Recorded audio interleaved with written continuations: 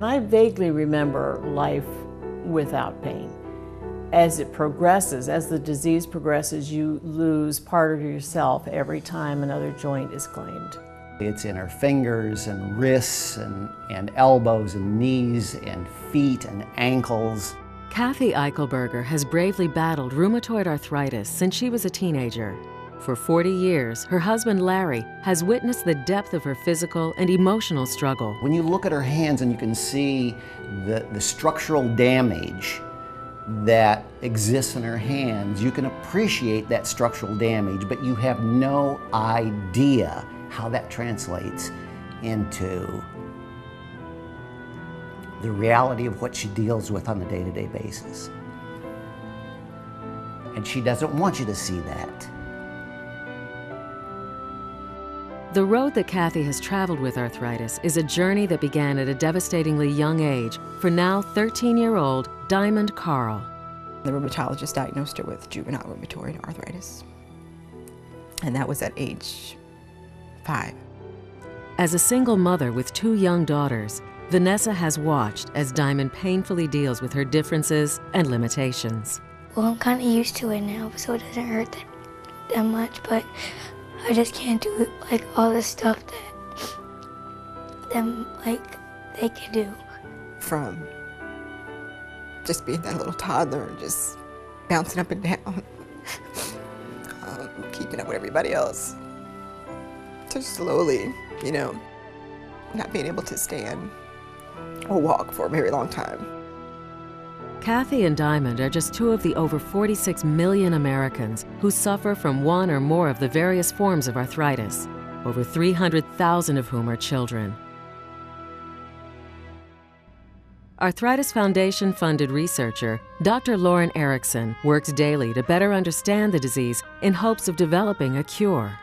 Arthritis is complex. It's got a genetic component to it, an environmental component to it, and of course, because it involves the immune system, it's got an immune component to it. Every time I see my rheumatologist, I realize there is no hope, and that it's not going to change, and that it's going to get worse. I envision endpoints in her disease as well. And neither one of us dwells on that. Because it's simply something that you can't deal with on a day-to-day basis. It doesn't just affect your joints. It affects your heart, your lungs, your kidneys, your liver. Diamond's form of juvenile arthritis is scleroderma, a condition that causes the skin to get tight and harden, and may also affect internal organs and blood vessels. In fact, at age 11, Diamond experienced multiple life-threatening seizures as a result of restricted blood flow to her kidneys. I don't think I knew it could be this severe. Vanessa's not alone. Unfortunately, most people still don't know that arthritis is a complicated, brutally destructive, and terribly painful disease in which the body's own B cells become the enemy. In the case of autoimmune diseases like rheumatoid arthritis, B cells often play a very critical pathological role by producing antibodies that target and recognize your own body and destroy it. The bones deteriorate to the point that they disappear. You can slowly see her joints deforming, I guess is the right word. My ankles and my hands and stuff. Toes, wrist, knees, ankles, everything. Children are facing problems and symptoms that an 80-year-old may face, and yet they're young and they know that they can't do the same things that their peers do. She knows she's different than everybody else. It's just really tough. The Arthritis Foundation is the largest private not-for-profit contributor to arthritis research in the world. Over the past 60 years, the Arthritis Foundation has invested over $400 million, allowing researchers like Dr. Erickson to make discoveries that have led to advances in medication. In 45 years, I've gone from 2 aspirin a day to 11 pills a day and a shot once a week. And I have to do that to be able to maintain walking. Their whole world revolves around getting up in the morning, taking medication, going to the physician. That's what their world revolves around, is solely their treatment. So like I will get like therapy like every day, so it will get like a little bit better. I've had 4 surgeries on my knee, 2 on each one. And I think on my hands, I'm up to 8 or 9. Kathy recently underwent surgery on her right hand in an attempt to restore the use of her thumb, the same hand from which her index finger was removed as a result of the extensive deterioration of the bones. There were no bones left in my hand to fix that index finger with.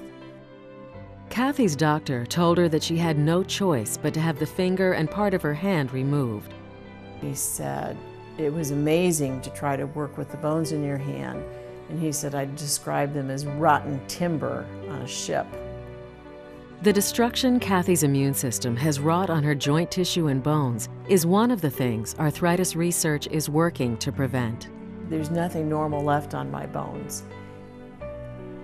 And they'll continue to disintegrate unless and until someone finds that key to turn off the immune system.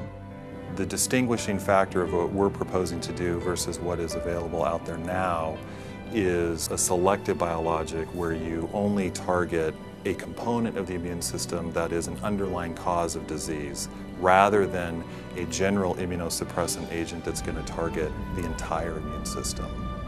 Dr. Erickson is not alone, but part of a vast community of researchers studying arthritis, many of whom got their start as a result of Arthritis Foundation funding.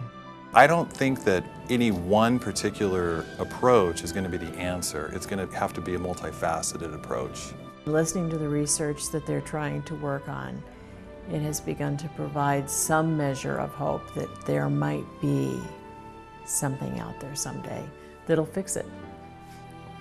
There's just so many people out there that suffer and shouldn't have to if and when the cure is found.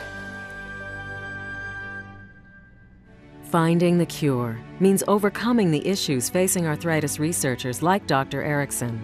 It's harder and harder to secure grant support to continue to do what I do. So if I can't secure more money, my arthritis research stops. The Arthritis Foundation will continue to invest in research so that people like Diamond and Kathy may one day know a life without pain. It's something that just gotta happen. One of the things about the Arthritis Foundation is that they invest research dollars in junior investigators that have cutting-edge ideas. So they may be a little bit more risky, but they also may hold the promise of a cure. Until that day, everyone involved in the fight finds hope and support by getting involved in the Arthritis Foundation's many programs, advocacy efforts, and fundraising activities. The Arthritis Foundation has provided me with a lot of support, a lot of resources, a lot of understanding, and a lot of good cheer. Just getting to learn more and more about arthritis and meeting other families, friends for Diamond to keep in touch with, because they all go through the same thing. I think without the interaction with the Arthritis Foundation and our local chapter and meeting people, there would be an emptiness to the research. I think becoming friends with people in the foundation, he has a better understanding of what he's doing. A lot of progress is being made, a lot of great ideas out there. There's just not enough money to fund everyone. It's not cured yet. We need a cure. And that's the kind of thing researchers are looking for, is a cure. The Arthritis Foundation is committed to helping those affected by arthritis fulfill their dreams. When she was a little bit younger, she used to say scientist, and that she wanted to find a cure, of course, for arthritis. Just for it to go away.